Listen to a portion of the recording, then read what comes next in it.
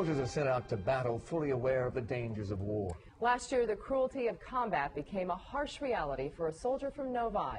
His life as he saw it will never be the same. Fox News' Andre Isom tells his incredible story of acceptance and survival in tonight's Fox Focus. Growing up, I've always wanted to, be a soldier.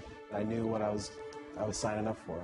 I guess it was just in my blood. And even on this day, March 14th, 2007, in this Humvee, Private First Class Casimir Warda of Novi had no regrets. Just out of nowhere, I heard a blast.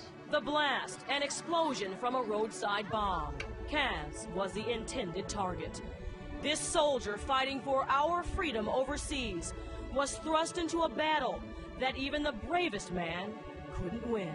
My ears started to ring really loud, and I thought that at that moment, this is it, you know what I mean? So I grabbed my cross, my hand like this, and started praying. Dropped my head down, and it took me a couple seconds to realize what was going on. And from the last day I saw, everything was gone. Imagine, in an instant, you're robbed of your eyesight. Nothing can prepare you for that. And the way Kaz was forced into blindness was brutal. Shrapnel, sharp metal fragments, pierced their way through his protective eye gear. This picture puts it all into perspective. It was hard because we just wanted to be by his bedside. That was probably the hardest thing. Not being able to comfort him, not knowing what he's thinking, not to be able to hold his hand. All I knew that I was alive still, and I knew things were going to be different. Different, because the surgeries could not fix this. So he just had to forget what life was like before, when he could see it. It affected everybody. His family, his friends, his future, as he relearns the ways of the world. I was trying to put myself in his shoes and, what would I do if I lost my eyesight, and I thought about a lot of the things that he couldn't do. But I mean, he's proved me wrong, in every which way.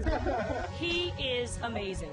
Kaz doesn't know it, but he is teaching all of us some really valuable lessons as he confronts every challenge and conquers them all.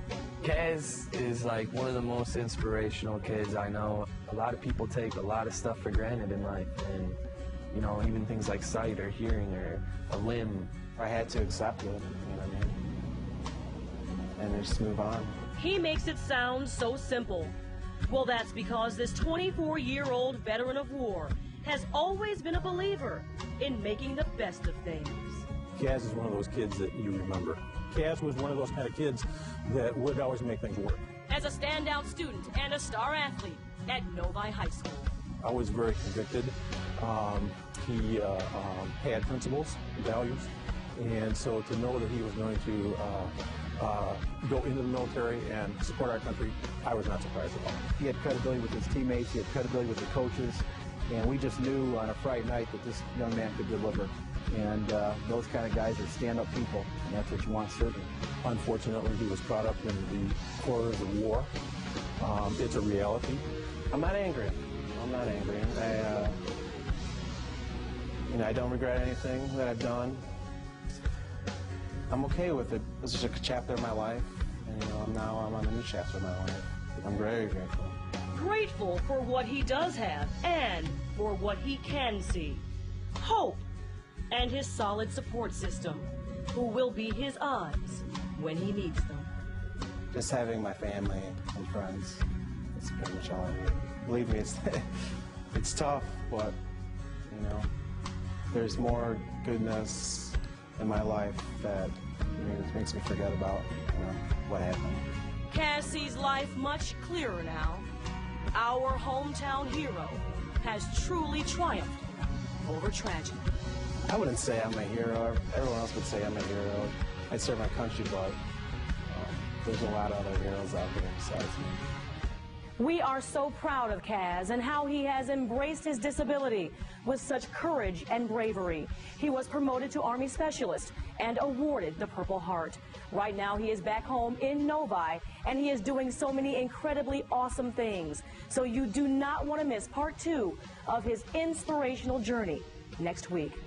I'm Andrea Isom, Fox 2 News.